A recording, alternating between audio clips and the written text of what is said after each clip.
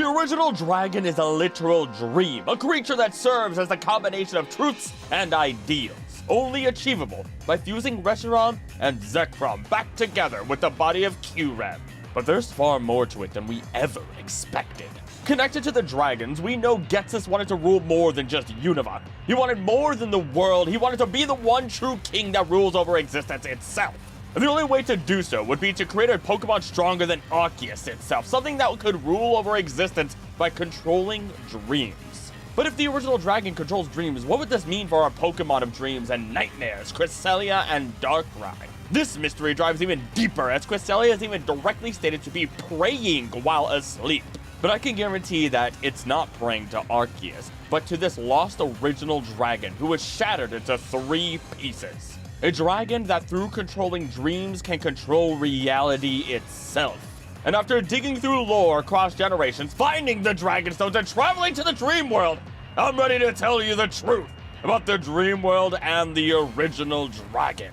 Howdy there, I'm Krillak, and today I'm solving the original dragon, whereas every other claim and theorist ties them to Taoism, which is the balance of yin, yang, and then Wuji being outside of it, or even the idea of the dragons within alchemy. Today we're finding the truth that Pokemon has been revealing to us before our very eyes. Because to be potentially inspired by these topics is one thing, and likely truthful, we won't ignore those inspirations, but instead follow the story that Pokemon has been telling us over generations about the original dragon that we've missed up until now. Let's begin by laying out all the groundwork, which means we need to talk about the ancient history of the original dragon. And it begins with the twin heroes of Unova, who had the 2 dragons at their side. Despite Ghetsis being an abhorrent and truly despicable person, there's one thing that he just doesn't get wrong in how we get this story. It's because he knows the history of Unova. This is because he is part of the 7 sages, and together they were able to gather incredibly important information from across the world. They're arrogant old men that ultimately do the wrong thing in a last grasp for power, but they still get history correct as far as we understand it. And Ghetsis even says the following lines directly. The truth is this: the white dragon appeared before a hero who sought the true way to knit together a world full of many warring people. This white dragon-type Pokemon shared its knowledge and bared its fangs at those who stood against it. Together, the power of this Pokemon and the hero brought unity to the hearts of everyone in the land, and that is how Unova was created. He says something very similar in the opposite game, though instead of talking about the white dragon, Reshiram, he talks about Zekrom. The black dragon appeared before a hero who sought the ideal way to knit together a world full of warring people. This black dragon-type Pokemon shared its knowledge and bared its fangs at those who stood against it. We shall bring back the hero and that Pokemon to Unova once again. If we can win people's hearts and minds, we can easily create the world that Team Plasma desires. This is the first and most important clue regarding the dragons, or at least one of the most important clues, because they did not literally create Unova as a region or continent. They created it as an empire. They fought against people who had different truths and ideals as they stood united as one entity. And this would be more specifically through the power of the original dragon, the literal combination of truths and ideals. This gives us some important distinctions for the history of Unova because of how everything was created and how it was destroyed by the same dragons. They constantly claim that these dragons created and destroyed the world, but this isn't true. This is just what old kingdoms thought. In older times, and somehow still in the modern day, places believe that they are the center of the world, if not the world itself.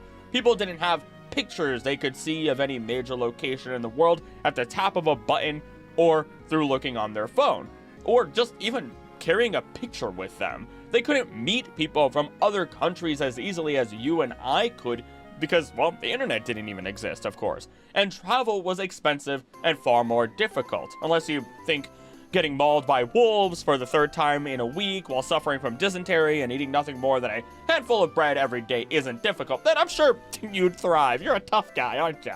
Jokes aside though, kingdoms then saw themselves, especially if they had great power on their side, like a god, to be the world. And if their kingdom falls, then so does the world. Even Iris and Drayden can confirm the history of the dragons for us, just to be safe. That single dragon Pokemon, along with twin heroes, brought a new region into being, and people and Pokemon had happy lives. Then Drayden continues from what Iris had stated. One day, however, the twin heroes, the older brother who sought the truth, and the younger brother who sought ideals, began to argue about how to decide which one of them was right. The single dragon-type Pokemon that had been with them all that time split its body into two. One sided with the older brother, and the other with the younger brother. Because the two of them were once the same entity, their battle raged endlessly, and neither one could be declared the winner. They simply exhausted themselves.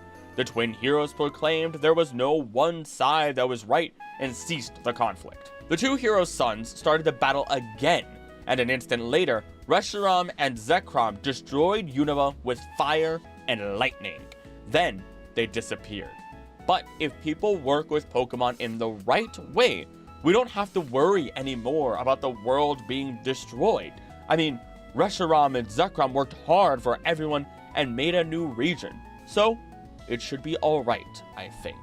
At least, that's what Iris thinks, until somebody super evil gets their hands on the original dragon. And, as I'm sure you know, there is a third story regarding Kyurem. I'm also probably going to stop saying Kyurem because it's really weird for my tongue, even though that's the correct way to say it. I'm going to call it Kyurem because that's the way I've always said it. According to Drayden, as the story goes, a third dragon Pokemon, Kyurem, also came into existence in that era, and there may be proof of this to be found in a treasure passed down in my family for generations, the DNA splicers. Professor Juniper's research determined that the materials in the splicers date back to the same era as the materials used in building the Dragonspiral Tower. Oh, the DNA splicers are stored very safely. I guard them because I don't know what kind of power might lie within them. But here's what's been bothering me. Could there be one more dragon Pokemon? Even if Kyurem really exists, we don't know what kind of Pokemon it is. For starters, the two Pokemon the ancient Pokemon split into are both overwhelmingly powerful. So if Kyurem exists, could it be just a husk? A shell that was left over? A shell that was left over. Arguably one of the best descriptions we have of the Pokemon, bar none. All because Kyurem hardly functions as a Pokemon. It has to fight back the cold that its own body produces. It is broken in its form when we look closer at it, and it works to absorb both Reshiram and Zekrom to become something more balanced, something more powerful. But nowadays, it needs help with those mysterious DNA splicers. Nevertheless, as we continue our story, we find that the brothers likely went their separate ways, with one creating the Relic Castle. The other ends up creating the Abyssal Ruins, which would eventually become a burial site with much more story added to it. And with that, there was just this massive temple down there with all these structures that are left behind that we can't see anymore that have been destroyed. It's like keeping temples or churches at the center of a town like they did in the old days, and then eventually building everything else around it. And we might even be able to say the same thing for Dragonspiral Tower. When we do look at Dragonspiral Tower, there's a lot of mystery surrounding it. Suspected to be a long-lost castle sitting within a moat, it is found deep within the Unovan forest, away from modern civilization. To make it even more interesting, we find this to be the only place where we can encounter Golett and Golurk, though I will at least say that you can encounter Golurk by itself in Black 2 White 2 at the entrance to Victory Road. And this already says a lot about Dragonspiral Tower and its significance, because these golem Pokemon were created by humanity for a number of reasons. They were created to be laborers, they were created to be defenders, to be machines of war, to guard towers and city walls, to blast tiny Pokemon that get a little too close to the wall with the might of a massive laser. These Pokemon are consistently shown to be incredibly powerful, and I would even say a little intimidating. At least that's how it seems they're supposed to be seen as. because in the anime, we see Golurk go toe-to-toe with a number of Pokemon and dominate, but it is only ever defeated by legendary Pokemon on screen. And while it is also likely a coincidence, it's a bit funny that its shiny colors are primarily white and black with the addition of green energy. And I'm going to use this as an excuse to tie into the same green energy that we see in the Victini movie. This movie is strange to say the least, in my opinion. It does offer a bit more information regarding the heroes, but also strays from the game's established lore. The Kingdom of the Veil is stated to have drawn energy from the Dragon Force, the power that flows invisibly throughout the planet, but is shown to have a green power while stable. By using the power wisely, the environment could be in perfect harmony, and we can be one with nature. This concept of being in harmony with nature is a long-standing idea that lore-wise goes as far back as the time of Hisui. The connection of people and Pokemon together by being one with nature is incredibly important in the franchise. This is constantly emphasized throughout the Pokemon franchise and continues all the way through the most recent Legends ZA, and will be incredibly important regarding the soon-to-come Pokopia game. Continuing though with the story, the king had Victini. Meanwhile, both princes had great dragon Pokemon, Zekrom and Reshiram. Only those judged worthy could have them, just like what we see in the games, and these brothers were well loved and seen as fantastic leaders. But when the country lost its way, the two princes then became enemies, and it resulted in a great and destructive war.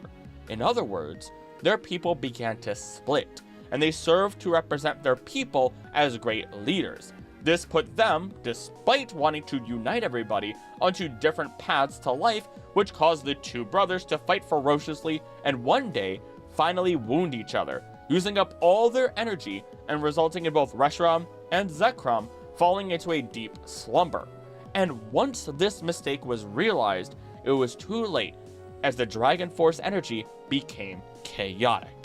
From there, it kind of becomes more of a story about Victini and how it was used to quell the Dragon Force and at least hold it dormant for over 1,000 years.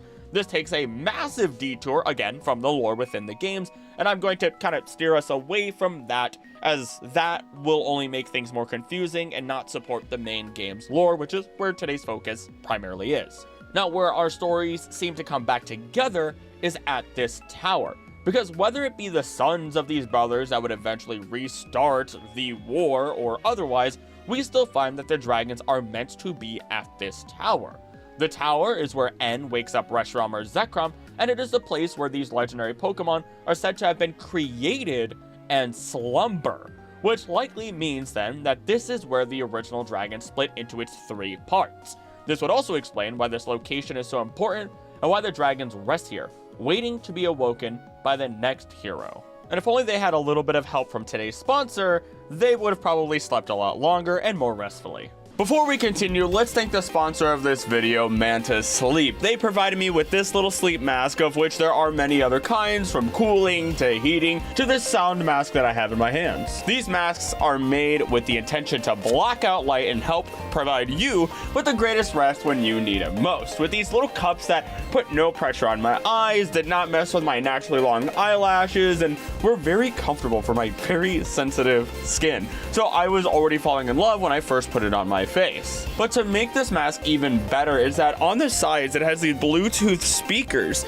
that allow me to listen to rain or music without disturbing my partner at all. I also can't see right now, and if I bring the light any closer, it means nothing whatsoever. And you can see how bright this is, and I can just stare directly at it. I do not recommend staring at the sun while wearing this for your own protection. Neither does Manta Sleep, but I feel like I could block out the sun with this mask. So you don't have to stop there, as you can listen to podcasts, music, whatever you really want while taking a nap in the middle of the day, not just sleeping at night. I know many of you listen to my videos while relaxing or going to sleep, so you could be listening to my voice while using this mask. I really do mean it though when I say I do love this mask, because on a more personal note, not only do I have minor sunlight sensitivity, but also I have tinnitus. And when I got sick and they sent me this mask, it was perfect timing, because my tinnitus was blocking up like half of my hearing at night, especially but with the help of this mask, I could resolve that issue without having to jam uncomfortable earbuds into my ear. I was able to get such a good night's rest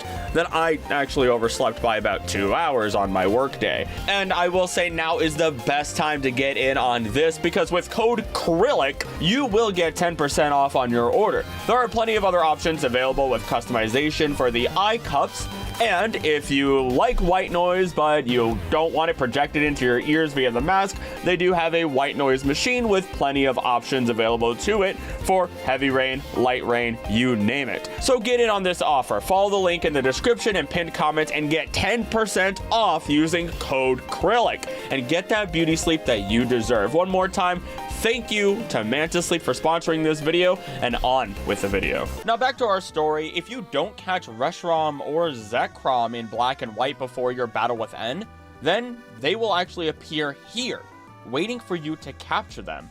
This is their home after all, or at least one of their homes. Our next step to understanding the dragons is to look at the other home they have in our world, Relic Castle. Because depending on which game we choose, we find that either the Darkstone or Lightstone are first found at Relic Castle, and we gotta figure out what is the canon stone found where. And this isn't the first place that we, as the players, see it, as we first see either of these stones within the Nakreen City Museum under the care of Lenora. The opposite stone is held by N and Ghetsis. As a side, if I was a gym leader, I would probably have a whole library myself. I mean, come on. You should see the book collection I have. Now, when we look at the greater area around Relic Castle, we have the Desert Resort, which I first thought was an incredibly strange name translation, probably the strangest one we could have gotten, since resort is usually associated with the place where you can rest, have fun, maybe have some drinks if you're into that, but no, it's not even a translation, it's just the direct thing. And instead of seeing people popping champagne alongside the legendary dragons with shades on, we instead get blasted by sand to the point where we could be used to train boxers as sandbags. The description for the location even says itself that it's a popular place for tourists, but it's too harsh to be a resort. Then we go deep into this area and find ourselves at the center, which is Relic Castle, otherwise directly translated as Ancient Castle. And there's a very important story here. It is noted to be an ancient city that is over 2,500 years old and was built by one of the ancient kings of Unova and his legendary dragon. Now, this already would throw things way off or out of order, since the dragons only side with specific heroes or kings, people who are worthy. And your knee-jerk reaction might be to say that the brothers lived for hundreds of years, but that might not be the case. I only say might, though, because there have been a number of characters like Volo who have achieved an extended lifespan. But I believe that we just have a lineage of heroes not always related by blood, especially as we find out through Ghetsis and N that the heroes are chosen by the dragons once you prove yourself to your respective dragon. But more on that plot later. This ancient castle is said to have been the heart of a civilization for people and Pokemon in the region. But as time went by, the city was buried in the sand of the desert resort, and there are a number of living relics that help us tell the story, the entirety of it, and how this castle came to ruin. The people of Unova built this castle and thrived in and around it, but eventually we find that Reshiram and Zekrom may have been the ones to destroy this area and turn it to ruin. After all, they have been directly stated to have burned the world or razed it to the ground, yet the world we know is still here. You know, every other region is perfectly fine. And this, again, would go back to the idea that kingdoms thought that their own country was the entire world. So, Unova thought they were the entire world. Though, why would the dragons do this? No different than when we fight the dragons ourselves. They are testing us, and if we fail them, then they will not hesitate to destroy what stands in front of them. Even Ghetsis in the anime faced this, as when he tried to hold a ceremony for N to first meet Reshiram, it attacked them both. And something similar may have happened within a different generation with different people in the past. Now, whether it was the dragons or not that destroyed this area doesn't change the following events, because eventually the area all around would become dangerous. Something destroyed plant life, something destroyed the land, and eventually said land would turn more and more from dirt into nothing more than sand, further eroded by the elements. Wind would push away their once fertile soil. The sun would be blotted from the sky from the sandstorms, or even ashes if it was the dragons. And this would cause people to lose their sun, the light that grants them warmth and the ability to farm. A prosperous land would start to fall. The Darmanitan in the area would enter their Zen mode, living for over 1,000 years through this process without any need for food or water. Their stone bodies would be resistant to the elements as they witnessed everything that would follow the initial event. The people of the castle would close their doors, trying to keep the sand out, but time wasn't on their side. They may be able to find water, but they would lose food and warmth more and more over time. Their saving grace was a Pokemon by the name of Volcarona, their sun god. Volcarona would provide warmth. It would give them everything they needed in life. It would be the sun that they had lost. But the problem is that Volcarona's shed scales burn up all the oxygen in their area, all the oxygen in a room. And with enough time, the doors are closed long enough, sealed even. The castle is buried in sand, and the oxygen begins to burn up into nothingness. The air would become thinner, breathing would become more difficult, and eventually the people of Relic Castle would die tragic deaths and be reborn as Yamask. The Unovan version only being a creature that naturally occurs here and nowhere else in any region whatsoever. This is why they cry when they look at their mask. This is why they try to wander the earth to find someone who will recognize their face, the mask that once was their face. They are a tragic group of people lost and brought back as Pokemon. And despite it all, this is where one of the stones are found. You could argue both stones should be here, but it's hard to know for sure since we are never really explicitly told the location of the opposite stone to what we get in the game we choose, unless we consider the Abyssal Ruins. These ruins were built 3,000 years ago as part of an ancient city built by one of the ancient kings of Unova, once again telling us about another hero of truth or ideals, especially as this was once a confirmed city that he and his legendary dragon lived in. Unfortunately though, at some point the city sunk to the bottom of Undella Bay by a tsunami. The king may have saved everyone from the waves, but after some time the king would pass away and the city would become his resting place. This is where we would have found the other stone if it weren't for Ghetsis. After all, he even holds the documents necessary to translate the information found on the stone pillars throughout these ruins. It's through these translations that we learn to navigate through them, while also learning part of the story and learning about the king, how we should listen to his words, that primes lead to truth, then telling us that this would likely have been where Reshiram's stone could have been found. If we want to try and make things canonically line up, we see N depicted with both dragons depending on the media, whether we're looking at cards, the anime, the games, it gets really confusing. But when we look at Pokemon evolutions, we see that N has Reshiram. This series being Pokemon's way of animating the games and doing a phenomenal job of sticking true to the lore, meaning that at least in what some people might consider the primary or main timeline, N is meant to have Reshiram. Editing Acrylic here because guess what? I was wrong! Because at least in Pokemon Generations, N has Reshiram, but in Pokemon Evolutions, N has Zekrom. So they just do this as ambiguously as possible, so I'm not really sure. It's not super relevant, it's just a small thing that I wanted to talk about and trying to find the canon dragon N is supposed to have. Who knows? Maybe N's supposed to have both. Ultimately, let your fanfiction run wild.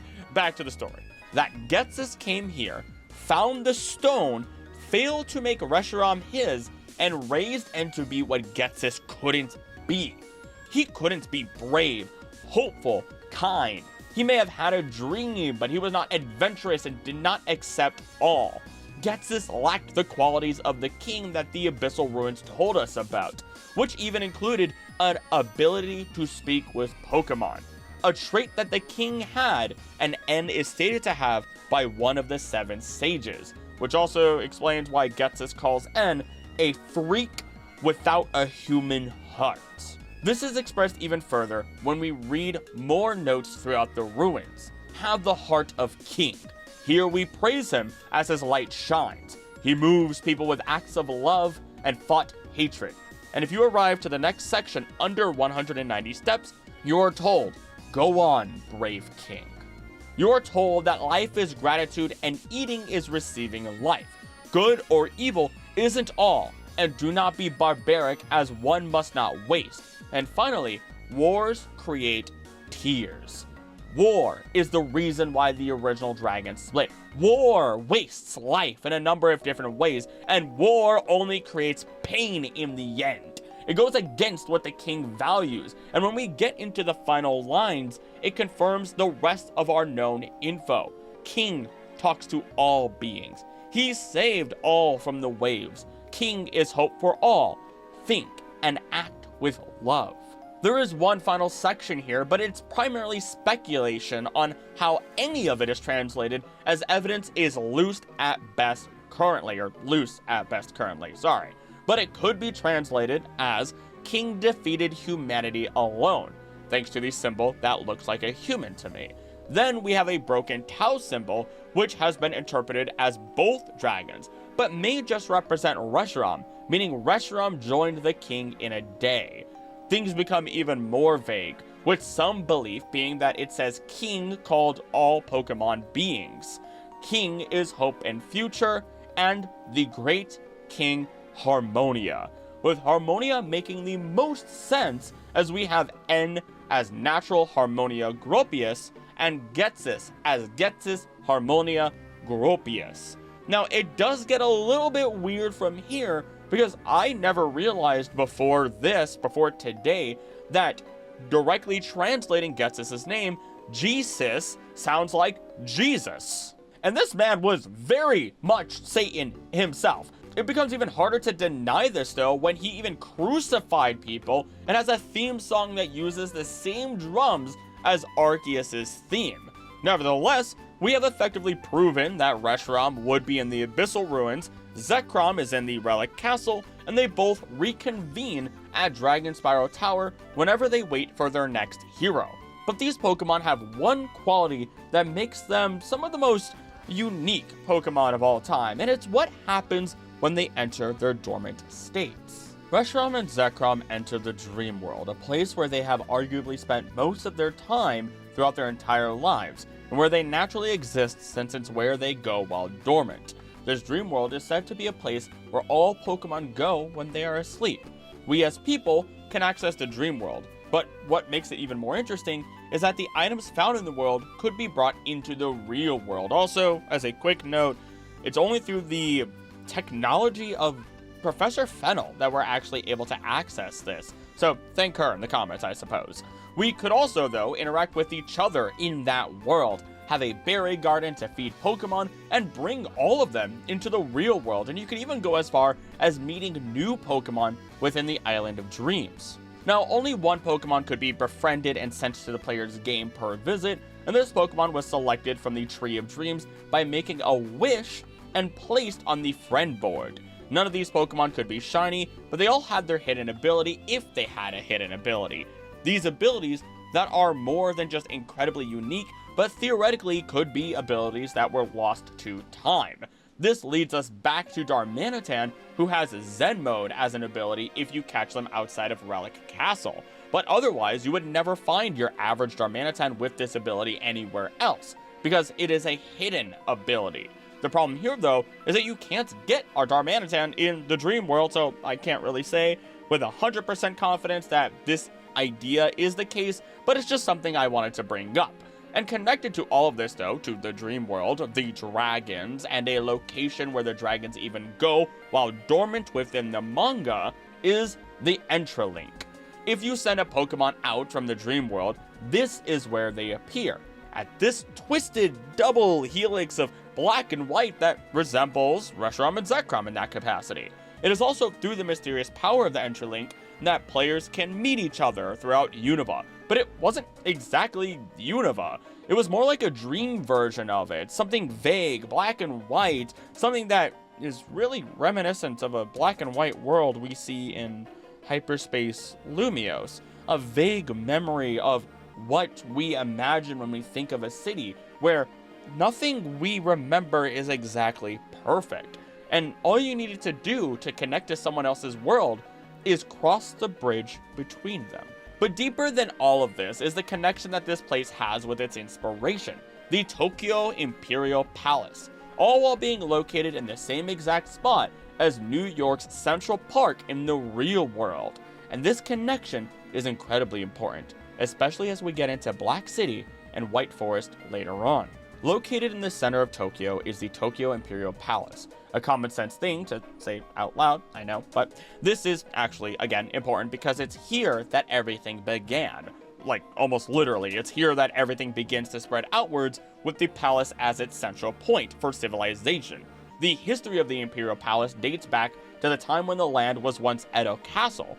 Built in 1457 by Oda Dokan, the ruler of Musashi Province, this castle served as a strategic point. It was later chosen by Tokugawa Ieyasu as the political center of the shogunate in 1603 and greatly expanded.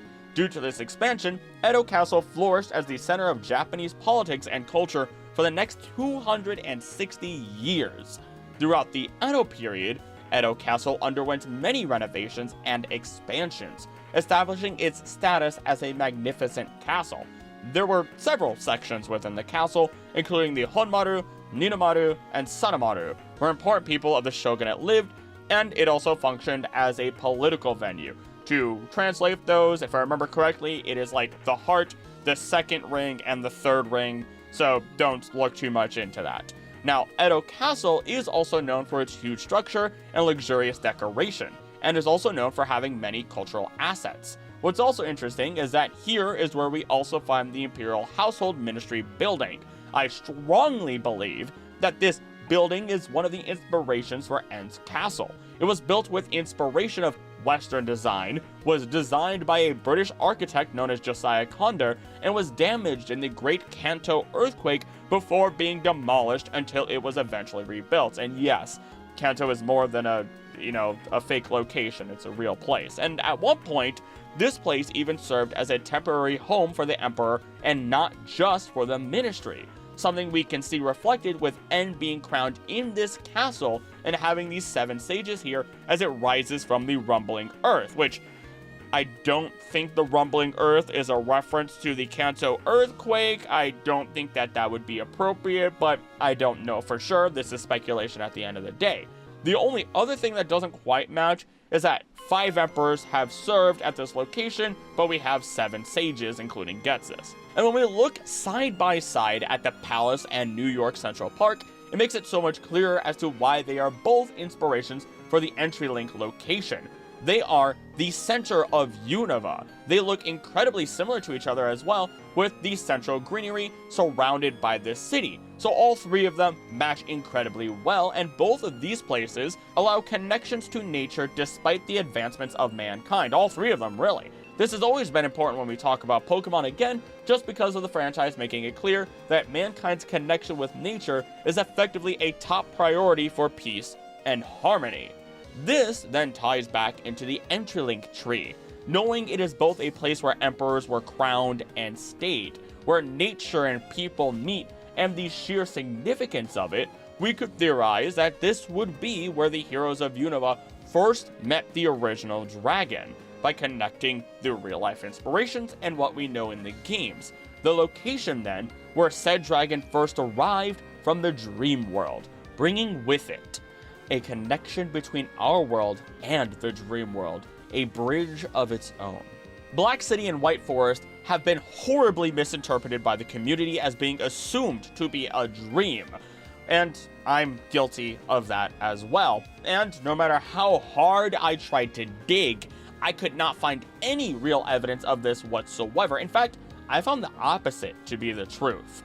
After defeating Alder a second time, which occurs after the championship match, you can meet his grandson Benga, triggering your invitation to go to Black City or White Forest, with these 2 places being far simpler than they've ever been explained to be to me. The longer you take to go to Black City, the population lowers from 45 down to 12. Meanwhile, the longer you take to get to White Forest, the population increases from 0 to 12, signifying a few different things. One thing is that it represents is the movement from city life to country life, or at least a life more connected with nature. Once again, something that Pokemon expresses is vital within the world as we learn to live alongside Pokemon. Then, with the number 12 paired with the artwork of the two locations, we have 12 hours of night for Black City and 12 hours of day for White Forest. Pretty simple, all in all. I strongly believe that there is a deeper tie here though, as these two different locations have people that are completely unique. So instead of having the same NPCs in either location, just copy-paste it over, for the games or with the same missions, we get entirely different characters, making everything about the locations unique on the surface. The only things that parallel each other are Benga and what is effectively the Battle Tower within Black 2, White 2 especially. And this all makes me wonder if these two settlements were once the same singular place before they fought with each other and split apart, much like the original dragon, much like the Abyssal Ruins and Relic Castle, thus giving us a thematic pattern that ties everything together. And there's one other very, very strange tie that we find, and it's that we have Uxie, Mesprit, and Azelf. They aren't found within the games in these locations, rather they're found in other locations, with Uxie visiting the museum, as it does represent knowledge, while one of the Dragon Stones are also found here. Then we have Mesprit, who visits the Celestial Tower, a place where the dead are laid to rest. In addition, this tower gives us the age-old connection of spirits and space being connected, as we find the ghost-type Litwick near the ground floor in its highest population, but the closer we get to the top, the more we see Elgyem and less of Litwick. Of course, Elgyem being an alien, a celestial Pokemon, which is kind of a pun between celestial, a celestial body, such as in space, planets, and celestial being, as in an angel, even though it's just an alien, thus giving us a very emotional connection through Mesprit's presence visiting here. And finally, there is Azelf, who is found on Route 23, a place described as having overwhelming cliffs, a perfect challenge for Azelf, the Pokemon of determination, to rest on, as you must overcome said challenge to reach it, though we also find Kyurem within the giant chasm close by. And not only this, but the trio has another strange connection outside of the games. Within the trading card game, in the Plasma Blast series, we find Uxie floating above Black City, Azelf floating above White Forest, and Mesprit traveling in a pink and purple space. A space that would be very reminiscent of what we might associate with Musharna or even Dream Mist itself.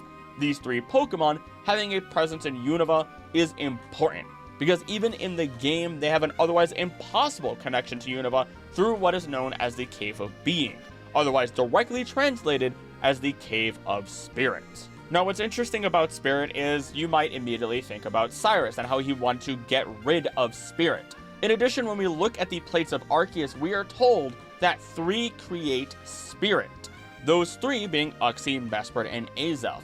They are Spirit altogether. And if this is their cave, this is their home, then this has incredibly important connotations. In addition, this is a place where we find Professor Juniper, and upon talking to her, the Lake Guardians then appear before setting off to the 3 locations that I just told you about. Of course, we can also assume they are just using this cave as a place to teleport to and from between Unova and Sinnoh without people noticing. But why? Why is this a thing? What is the full significance of this? Well, this is when I'm going to warn you that if you do not know the ending of Legends ZA, you may want to click away now. Because just as Giratina is the shadow and opposite to Arceus, 2 sides of the same coin, the Ultimate Dragon represents hopes, dreams, and wishes of the universe. Because when we look at nearly all of Pokemon, wishes and dreams have directly influenced many things in the world. The Draconids wished for Rayquaza to save them, creating Mega Rayquaza. Zygarde Mega evolves in response to Lumiose City's emotions in an unprecedented crisis. And Jirachi literally grants wishes, just for a few examples. But most important to understand is that dreams are more than just an idea that can be directly brought to life. They are also tangible matter that Pokemon such as Musharna and Drowsy consume. dreams and reality are one and the same, especially as we add in the entirety of what happens within the Mega Dimension DLC with Mega Darkrai. But first, we need to build up to this Mega form, this new form that helps us understand more outside of this generation and understand the original dragon. Darkrai, the pitch black Pokemon, a creature that is often misunderstood throughout the entirety of the franchise, though I can't blame anyone for that, since even in the Mystery Dungeon games, we have a very obviously evil Darkrai prepared to take everything over. Then we have the Darkrai in other games that just kind of vibes, or people think causes a lot of problems with other people, putting them into endless nightmares, so on and so forth, and then the movies has it being both antagonistic and protagonistic. This level of inconsistency makes it fairly hard to tell what is going on without just assuming Darkrai is chaotic evil on that D&D alignment chart. Though let's just focus on the mainline games with the following info coming in from Pokemon Platinum. Darkrai, your power is strong, though you do not wish it. You cause people and Pokemon around you to see deeply disturbing dreams. There is a place right for you. New Moon Island. You will be alone there. There is no one there to see the dreadful dreams you bring. If someone does, Full Moon Island is nearby. This expressly tells us that every story within the main games is not truly of Darkrai's doing. That Darkrai doesn't mean to cause harm, that as its Dex entry state, it's just a defense mechanism that it can't even control. These islands that I've mentioned are the islands in which Darkrai and Cresselia stay for the most part. It also turns out that when you battle it, it's actually in New Moon Arena, and knowing that these places are the subconscious of our Pokemon and ourselves, that means Darkrai was hoping to return home so that way it couldn't hurt anybody else. It also gives us the information that Darkrai represents the new moon, while Cresselia represents the full moon. The connection to not only the dreams, but to moons are important. An innate fear inside everyone is fear of the dark. Whether you have it now or not, it was an innate fear. All because we can't see everything in the dark and our imaginations start to run wild as you prepare for something to jump out. And the world is at its darkest when the new moon is here. Because in fact, we can't see the moon in this state. New moon, no moon means no light, which will only compound our fear. And as a side, I worked the night shift for a number of years and worked after dark in a state forest where you couldn't see 2 feet in front of your face. And it definitely helped me get past this innate fear, but every once in a while my mind is going a little bit nuts and I'm tired, and when I call my dog Jaeger in from his last potty of the night before bed, I always imagine something else running at me from deep in the folds of the night. Opposite to this though, and this fear, is Cresselia, the lunar Pokemon and representative of dreams. Also, apparently 100% female, while Darkrai is an unknown gender. That's oddly important later on. Now, Cresselia unfortunately has always gotten the short end of the stick in terms of lore, but we can pick it apart here for what we do know, especially as it governs Full Moon Island. The full moon is seen as light, something that reveals the world even in darkness. It saves us, it gives us comfort, and with comfort comes good dreams, of course. The light that casts away darkness. And Cresselia's feathers can be used to bless anyone with joyful dreams. These feathers are so powerful that they can, with 100% accuracy, even banish the bad dreams that Darkrai puts onto people. If it's unable to do so, then it was not caused by Darkrai. But there is one game, though, that gives us some incredible information that I feel changes how we look at this duo. Because within Pokemon Sleep, of all things, it states that Darkrai can lull people to sleep and make them have nightmares. It has been observed to try and use Dark Void even while it sleeps, but that may be because it can't contain its own overflowing power. Easy enough, Darkrai has always had trouble controlling its powers. Not that big of a deal, and it definitely explains the mega event that we'll talk about later. Meanwhile, with Cresselia, on very rare occasions, it can be seen surrounded by light and praying in its sleep within Pokemon Sleep. Rumor has it that scientists who saw this sight felt a mysterious surge of power. It prays. A Pokemon, Cresselia, praise. But to what god, you may ask? Well, that's the kicker. Because to answer that, we need to dig into the origins of Darkrai and Cresselia. What were their inspirations? Cresselia is most likely Tennyo, otherwise known as the Heavenly Woman or Celestial Woman. This comparison is driven home thanks to good old Professor Laverton, who says Cresselia is reminiscent of the crescent moon. It leaves a brilliant line of light in its wake as it flies across the night sky. I dare say it resembles the Heavenly Maiden who created the Milky Way. When we look at the Tennyo, they are known to be incredibly beautiful, full of grace and elegance, and wear a gown called hagoromo, which is translated literally to feather cloth, which allows them to fly. According to yokai.com, a long trusted source for information for where I sourced it from, Tennyo are servants and courtesans for the Emperor of Heaven, and companions of Buddhas and Bodhisattvas. They sing, dance, play music, recite poetry, and do much of the same things as their earthly counterparts in human imperial courts, though they do them all with more grace, refinement, and beauty. They aid and entertain the other inhabitants of heaven, and they even occasionally fly down to earth to visit. They are a female-only subgroup of Tennin, which explains why Cresselia is female-only, one of the many celestial races native to Tendo. They are based on the Indian Apsaras, celestial nymphs from Hindu and Buddhist mythology. They were brought to China from India along with Buddhism, where they developed into the Tennyo we know today. The Chinese Buddhist Tennyo was later brought over to Japan. And there are so many different ideas that originated in China for Pokemon, traveled through India, and made their way into Japan. And actually, there's a lot of things in the real world that did that as well. But instead of talking about the Koma Inu or Shishi as one of those examples, which helped inspire Arcanine amongst other potential Pokemon, I instead want to tell you that Xianu is the Chinese term for the Celestial Maiden. Xianu derives from Xian, which is Taoism, the very thing that is part of the inspiration for Reshiram, Zekrom, and Kyurem.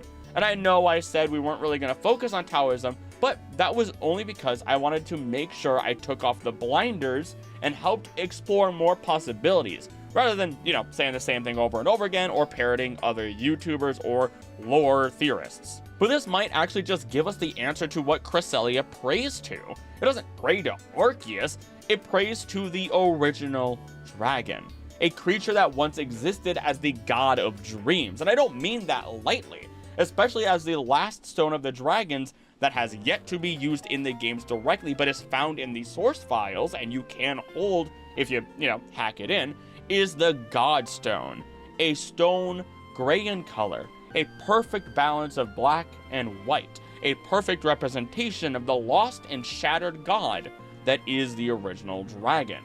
This would also be very fitting then, as it could be based on Chang'e, a Xianu and goddess of the moon in Chinese mythology. Though saying god or goddess is always a little bit weird to me now in Pokemon, because they actually effectively use kami rather than god, and while kami is often understood to be translated to god, it is more like little g god, as they are celestial spirits with great powers, but there is more of a pantheon rather than a singular god. Either way, we have one god in this duo. Could, Darkrai be another god? And if so, how does it fit in? Either way we look at it, Darkrai is most representative of nightmares and the new moon. Darkness itself. I mean, its name is literally dark, because its name is Darkrai, which is likely derived from dark and kurai, which means either dark or gloomy. So either Darkrai is dark, or Darkrai is dark gloomy. I say dark because then I can think of the stupid meme where someone is trying to figure out their wolf name by looking at the month and day they were born, and they find out that their name is Moon. It tickles. It tickles my funny bone. In all seriousness though, Darkrai being the Pokemon of nightmares ties us to the Baku, a Japanese kami that was also inspired by a Chinese creature of the same name. And hold on to your butts, because this is going to get wild if you don't already see these parallels for inspiration. And again, from yokai.com. The Baku is a strange, holy beast that has the body of a bear, the head of an elephant, and eyes of a rhinoceros, the tail of an ox, and the legs of a tiger. Despite their monstrous appearance, Baku are revered as powerful forces of good, and as one of the holy protectors of mankind. Almost like Darkrai is not actually a lethal or even dangerous Pokemon intentionally. It wants to protect people. And I feel like there's an entire movie that kind of digs into some of that. In fact, in the Rise of Darkrai movie, even though everybody thought it was a villain, someone trying to cause calamity, it was trying to warn humanity, to warn them that Dialga and Palkia would be arriving, and they would cause great destruction through their world, the Distortion world, and cause a calamity that could potentially rip apart all of existence itself. Meaning Darkrai is that celestial protector. Continuing with this though, Baku watch over humans and act as guardian spirits. They feed on the dreams of humans, specifically bad dreams. Evil spirits and yokai fear Baku and flee from Baku inhabited areas. Because of this, health and good luck follow Baku wherever they go. Almost as though many of Pokemon, including Darkrai, can use Dream Eater as a move. And the Baku's written name and image have been used as symbols of good luck in talismans and charms throughout Japanese history. In the old days, it was common to embroider the kanji for Baku onto pillows in order to keep away bad dreams, sickness, and evil spirits. Fearsome Baku images are commonly carved into the pillars above temple doors and on the columns supporting temple roofs. Baku are one of only a handful of holy creatures honored in this manner. Legend has it that when the world was new and the gods were making the animals, the Baku was put together from the leftover bits and pieces at the end of creation. That explains its bizarre appearance and why it is considered a favorite of the gods. Today, the Japanese word Baku also refers to the tapir. The animal was named for its uncanny resemblance to this holy chimerical beast.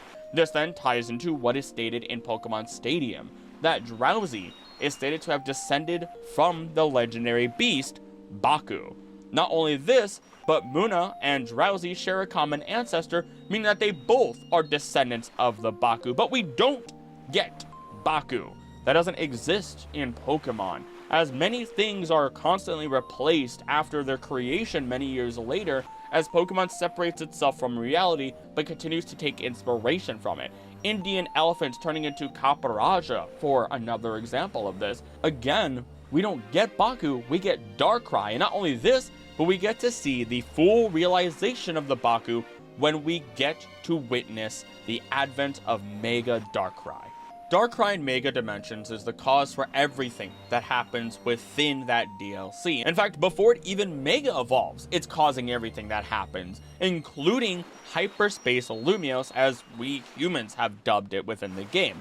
All because when Anj fired its beam of light, its energy beam, it ultimately shot Darkrai, who was sitting inside of the tower the whole time. But why was it there? Well, just like any other Pokemon, it was attracted to all of the Mega energy, and nobody goes to the top of the tower since it was under construction, meaning that it could stay far away from everyone and make sure it doesn't hurt anyone with its nightmares while absorbing more life energy. Then it doesn't have to cause nightmares onto others and then eat their dreams and risk being seen by anyone as it fears. Though unfortunately, since it can't control its powers and all of this extra energy, it began to not just create nightmares, but rather it tapped into the subconscious of not only people, not only Pokemon, but of Lumiose City itself.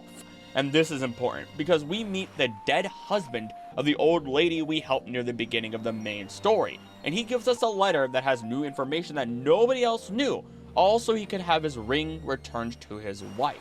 That letter comes with us into the real world, just like items from the dream world in Pokemon Black and White. And to add to this, we are explicitly told that Hyperspace Lumiose is the subconscious. But more than this, there's a place where the more people believe in it, the more people are aware of its existence, the more stable it becomes, the larger it becomes, and it will eventually swallow up more than just Lumiose City itself.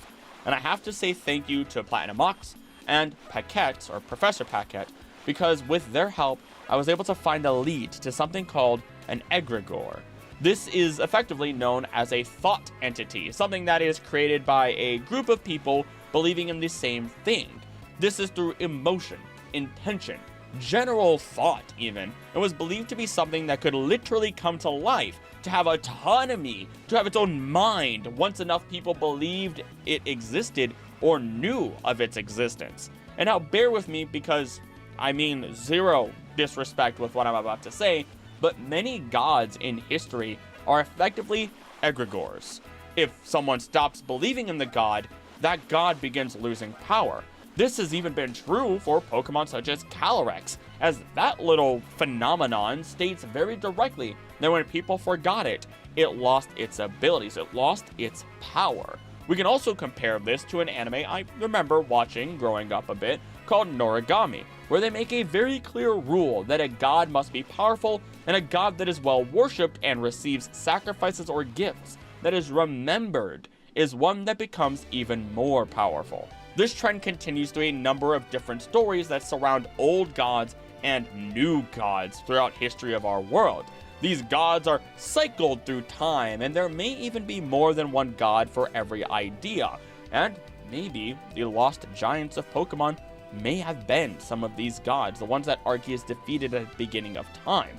Or, once again, in this very specific case, one or more kami for every idea that is then represented through legendary and mythical Pokemon that we do know. And moving forward, it is once again clearly stated that as long as someone really wishes for something to be real and really believes in it, then Hyperspace Lumiose will bring it into existence.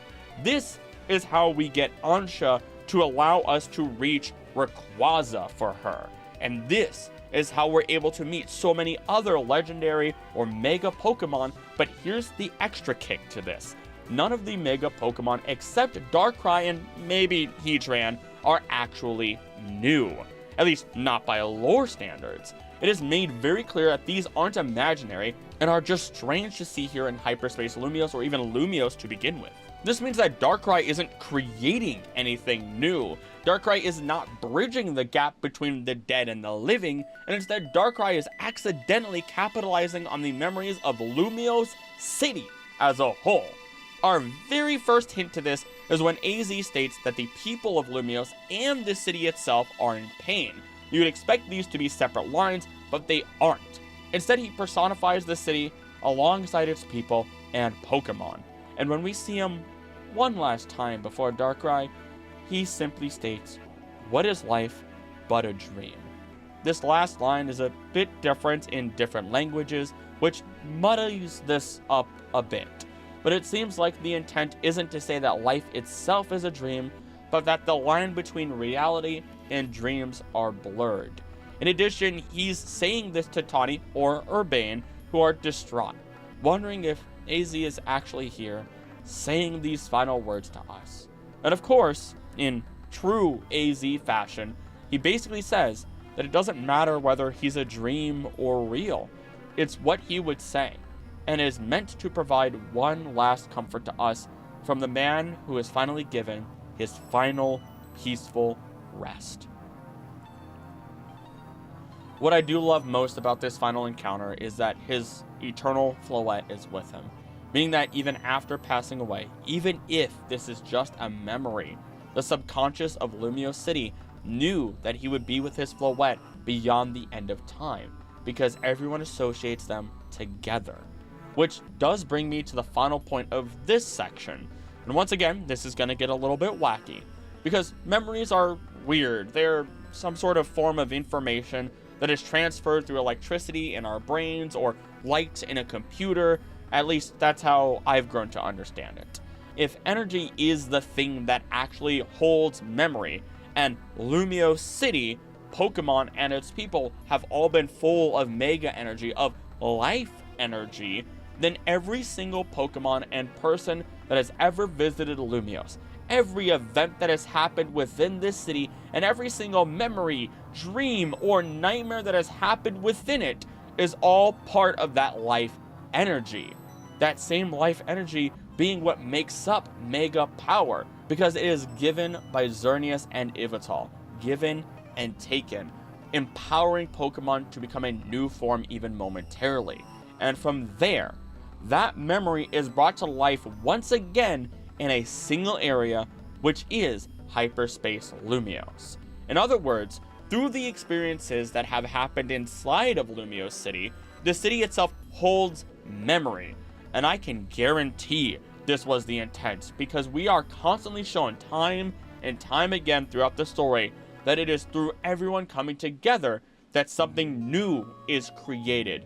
Whether it be the bonds between trainers, the city connecting through the ZA Royale, and even the many side missions where you learn about connections between people and Pokemon. And this is not the first time this has been stated.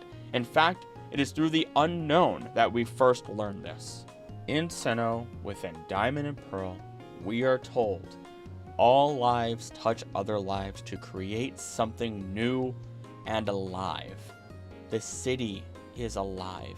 The city has its own energy. The city would not exist were it not for all the lives of people coming together to create something new and alive. And these connections, I will say, are both positive and negative. They are the culmination of all life. They are the memory left behind but etched into the very fabric of existence. And at least within Pokemon, they can be brought back to life. And this is exactly what Darkrai and its Mega form are capable of. As a side note, just because that's real emotional, I kind of joked that Hyperspace Lumiose is a cognito hazard, but it quite literally is. It's Pokemon's very own SCP that can only be contained if you capture Darkrai, and even then, it's something that will only slowly go away. I think that means that it would be a Keter class. SCP fans out there, please let me know. It's wild to imagine that I almost made this channel into an SCP channel instead of a Pokemon channel, but I digress. Now, Mega Darkrai is a whole new ball game. Its form reveals its third eye, large, imposing, full of nerves extending from its own body, and that mystifying and terrifying glowing purple color. And then, it emerges from this eye, from the center, the pupil, with incredibly long hair that honestly reminds me a bit of AZ. And I don't think there's an actual connection here between them, but it would be very interesting to headcanon that AZ's greatest nightmare was causing harm to more people in Pokemon, which is kind of true. He was afraid that someone would suffer greatly for what he had done through the ultimate weapon and the creation of Anj, as we had seen and had to prevent multiple times. And of course, here's Darkrai, who constantly begged for help, but also begged people to stay away for their own safety. A Pokemon that explicitly states that it is in excessive amounts of pain. But back to Mega Darkrai proper in this form, this eye is actually something I have been familiar with since I have had consciousness. I don't mean this as an exaggeration either. The primary inspiration for Darkrai is something that I grew up with, and is shocking to see here in such a terrifying but cool, almost eldritch form. And it is the belief of the evil eye. And it's almost as literal as it sounds. I grew up in a Hispanic household learning this, but there are a number of other cultures that believe in this concept. And it is ultimately that someone can wish bad on others with something as simple as a look.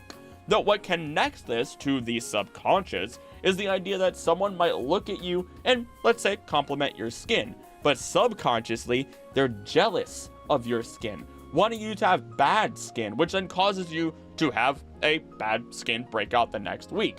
I realize now that sounded like they were going to cut your skin off and steal it and wear it like a horror villain, but whatever. This extends to more than just skin, you know? Someone might be jealous of, let's say, success, of how happy you are, of anything and everything they might be jealous of, whatever it is. And as they wish bad on you subconsciously or secretly to themselves in their thoughts, but compliment you to your face, it causes something bad to happen.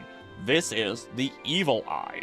This is a long-standing belief, and if we place this in the world of Pokemon, then we can take this belief and make it a fact through the idea of those egregores that we talked about. And even if we don't, the entire point once more is that Darkrai, with enough power, is able to turn the subconscious into reality on its own. This is very different from the powers of Wish Granter Jirachi, or the Mega Evolution of Rayquaza and Zygarde, who we talked about earlier. Those are through bonds of Pokemon and humanity, genuine wishes being actively sent out into the ether for these Pokemon to pick up on and transform into reality or into something new. Darkrai does this on its own by invading the subconscious. But here's the problem I still find with this, and that is the idea that Cresselia and Darkrai are supposed to be equal and opposite parts to each other. And while unfortunately we don't get to see a Mega Cresselia, I strongly believe that it would just continue to act as Darkrai's opposite. It would become the Good Dreams Pokemon to Darkrai's Bad Dream. And when we consider that these aren't the most powerful Pokemon in lore, that they are potentially the last bastion of what's left of a kami that represents dreams and nightmares, we begin to get the final picture of the original dragon and how it fits into existence or cosmology. A long-standing theory for years that can be traced back through Reddit, of all things, is that the original dragon was one of the earliest beings that would have been born around the same time as Palkia, Dialga, and Giratina. This is because we have Palkia representing liquid with its water typing, Dialga representing solid with its steel typing, and Giratina for gas with its ghost typing. But we're missing one of the 4 elements of life, being plasma. To explain better, plasma is a state that fire can kinda achieve to some capacity, while lightning just is plasma, thus giving us both Reshiram and Zekrom, fire and electric types. And to add to this, when we look at Team Plasma within Unova, we see that they are dressed like medieval knights with a strange little symbol on it. And if you're like me, you ignored it for the longest time because it's like, oh, funny little P with lightning. Let's go, that looks cool. But it's more than that, because while we often just say, oh, that's the Plasma symbol, it's more like the Chihiro, a symbol that would eventually be used as a heavenly divine symbol. And of course, when we look at Ghetsis again, we see every bit of horror through a man that crucifies people, plots the demise of a region, and intends to even recreate the original dragon. But that's real interesting, isn't it? A divine symbol attached to Team Plasma who intends to revive an old forgotten god of dreams? It's a bit too much of a coincidence to chalk it up as anything other than intentional. In other words, the original dragon is exactly as I have claimed since the beginning. It is the creator of dreams, something that can be split into truth and ideals. Because you can always dream about the ideal situation, but you'll always be faced with the truth when the time comes, once you wake up. And this even connects better into what we know about Giratina and Arceus. Because Giratina is not evil, it is meant to be and is the protector of the world. It was born as the opposite side to the same coin of Arceus and was created to bring balance. And don't get me wrong, Giratina definitely messed up for a while there, as they got mad at Daddy Arceus, who then only made matters worse by banishing it to the distortion world, but that was all part of the God's greater plan, all intentional. The distortion world is meant to shape Giratina, to mold its rage into something better and new, to make it into a creature that can protect Dialga, Palkia, and the Lake Guardians when they are all forced under the control of people like Cyrus, or go on a rampage because of people like Volo, or are just causing problems in general with each other for whatever reason it might be. Now, I go far more in depth in my Biblical Apocalypse video regarding the relationship between Giratina and Arceus, but to explain it in brief here, Giratina and Arceus are nearly directly stated to be opposites within Pokemon, but rather than being some sort of satanic creature to God, Giratina is just Arceus' shadow. It's opposite. And if Arceus represents the great Mount Coronet and how it reaches the heavens, breaking through the clouds as we often see it, then Giratina is the reflection of it in the large lake we see in the intro to Pokemon Diamond and Pearl. But somewhere between these two, on the ridge of that two-sided coin, we have the binding of humanity and their dreams, a byproduct somehow of the powers of Uxie, Mesprit, and Azelf, the beings of intelligence, emotion, and determination, or rather willpower, the creatures who are directly translated to not be the Lake Guardians, but rather the Lake Gods. What I'm trying to claim here is that through humanity and its dreams, through the Lake Gods granting spirit, granting us consciousness and autonomy, all of humanity then accidentally created the subconscious, We created dreams. We had grand ideas. People began to invent fire, the wheel, new homes, social structures and cities, new food and drinks to enjoy, songs to sing and dances to have. We wanted more than just to survive, and we dreamed of a genuine life free from the fear of the dark. Our collective dreams becoming something new and alive, and humanity unintentionally created the original dragon, a creature that was born into existence from collective thought, an egregore of its own. And it is because humans brought this creature into existence that humans would eventually disagree on what their dream future should be, what that dream future should look like. And that disagreement split dreams into truth and ideals, splitting the original dragon into truths and ideals, into Reshiram and Zekrom. But then there's Kyurem, the third of this trio, the being that would represent Wuji, or infinite. Because when you combine truth and ideals back into the dream, and you have Wuji as a part of it, you have infinite, then you have no limits to your dreams. There's nothing that can't be done. The power of a dream is infinite, as long as you can imagine it. They are created by what you have experienced, your knowledge. They are driven by your emotions, your subconscious feelings. And they are what helps you put one foot in front of the other every single day. A dream for a better life, a dream for creating something new, to inspire people, or even just to see beautiful sights and taste amazing foods. The dream is a powerful thing, something that even villains within the world of Pokemon have. Dreams of power and domination in Giovanni, of restarting the world to better it through Oris's Project Azoth, creating new universes with Cyrus, liberating and dominating existence with N and Ghetsis, of creating beauty eternal with Lysander, Lusamine restoring their family by any means necessary, solving the energy crisis with Chairman Rose, creating better forms of existence with Volo, and creating a utopia for Pokemon with Professors Toro and Sada. They all had dreams, and they all had Pokemon that joined along with them. They held incredible power, and even though their success would be a nightmare for us, it was their dream. And if we look at Volo and Giratina teaming up with the ability to theoretically defeat Arceus, you could say a dream is so beautiful and dangerous that it would be more powerful than Arceus itself, more powerful than the original one.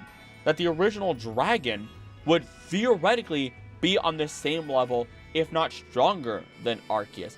A being of power that can cause any dream or thought to become reality. A literal god of dreams. I don't know if the original dragon is something we will actually see ever, but if there is a time for it to happen, it'll be this year. It's going to be the 30th anniversary of Pokemon this year. We're likely getting Generation 10, and there has to be at least one remake or sequel that will get roped in. It's just kind of their, the pattern. All I really know, though, is that this may give us a little idea of how the legendary family tree looks, with the original dragon creating our Tau trio. Technically, they broke off from it, but then also creating Darkrai and Cresselia. Though there is one last outlier that feels incredibly strange, and I can't ignore. I wanted to write it in earlier, but it just didn't fit in my eyes. So consider this an epilogue of sorts, something that opens up more questions and mysteries for future videos or discussions. We have one more Pokemon of the moon, and that is the Pokemon likely based on the 8-eyed bat Hawaiian deity, Lunala, amongst many other deities. I'll be the first to admit that I'm a huge Alola fanboy, whether it be the games or the anime, and while I love Lunala, it gets a bit strange as we try to fit it into the rest of our moon Pokemon here. That is, until we fit it together with Solgaleo, the sign of the sun. Because when either of these two are combined with Necrozma, we get either the solar eclipse or the lunar eclipse. And Solgaleo also has relation to the alchemist's lion, the one who ate the sun. And there is a big crescent motif through Lunala, having it represent the crescent moon until it uses its signature move and forms the full moon. Though instead of focusing on all of these other details that are loosely based, There's one detail in particular that is incredibly interesting to me, and that is when either Solgaleo or Lunala awaken their own third eye. The third eye is expressed a lot within Pokemon as the awakening of the mind and the ability to see into the spiritual world. And not to self-plug too much, but I have an entire video that discusses the eyes of the immortals in Pokemon. How people either show a third eye, hide an eye, or have one of their eyes transformed. All of which directly relate back to this same concept over and over again. This ability to see into the realm beyond our own. And while I can't confidently state anything conclusive right now, I think it's definitely another piece of important info to think about when we talk about Darkrai and its mega form. Because in some cultures, it's been believed that dreams, nightmares, and the afterlife are very connected. And even if it wasn't a belief, it's something many people experience, as even I have seen loved ones in my dreams. People that have been long lost, granting me wisdom one last time, much like AZ did to Tawny and Urbane.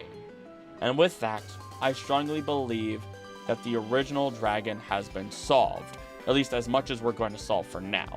If you've enjoyed the video and are new here, subscribe for weekly content. Share it with people who need hours of content to listen to. Honestly, you can't even get through all of my content in a singular day if you tried. Even if you don't count the streams I do here on YouTube, which, you should come say hi. Leave a comment as well about any thoughts that you have. If you agree, disagree, or if you just want to share something. I love reading comments, and the almighty algorithm can't read your comments, so as long as you don't spam them, it only helps feed the algorithm's hunger, and it's just really heartwarming. Especially as for some reason, though, with that algorithm, it definitely feels like videos have not been reaching subscribers again, so all the help you can give it means the world. And if you'd like to go the extra mile, become a member of the channel for as little as $3 a month, as the support helps ensure that I can take the time to produce quality content, as I don't have a team to produce all of this. In addition, you get perks such as your name in the credits, and you also get behind the scenes information. I would be, spouting off all the names, but there's a lot of them right now from a lot of gifted memberships that happened during some of those streams. But with that then, as always, don't do anything I wouldn't do. Don't do anything I would do. Please be nice to each other. I love you, and I'll see you next time. Bye!